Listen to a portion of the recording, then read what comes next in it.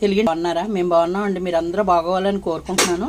ఇదిగోండి గుమ్మడికాయతోటి కూర ఇగురు చాలా బాగుంటుందండి. ఇది పప్పును చిలక తోటకూర మా చెట్లలోనూ లెగిసింది. ఆ చిలక తోటకూర వేసి పప్పు వేసి వండాను. బాగా మెత్తగా ఉడికిపోతే టేస్ట్ వేరే ఉంటుందండి. కచ్చబచ్చ ఉడికింది అనుకోండి, ఆ టేస్ట్ వేరే ఉంటుంది. అందుకని నేను ఎక్కువ ఉడకకుండా సమానంగా ఉడికేలా చూసి తాలింపు వేసాను. చాలా బాగుంటుందండి. చిలక తోటకూర కదా, మన ఆరోగ్యానికి కూడా చాలా మంచిది.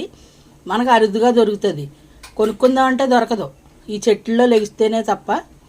మా చెట్లలో లేచినాయండి, ఒక 10 మొక్కలు అలా లేచినాయి. ఆ పైన సుతలు గిల్లేసి వేసాను అనమాట. చాలా బాగుంటుంది.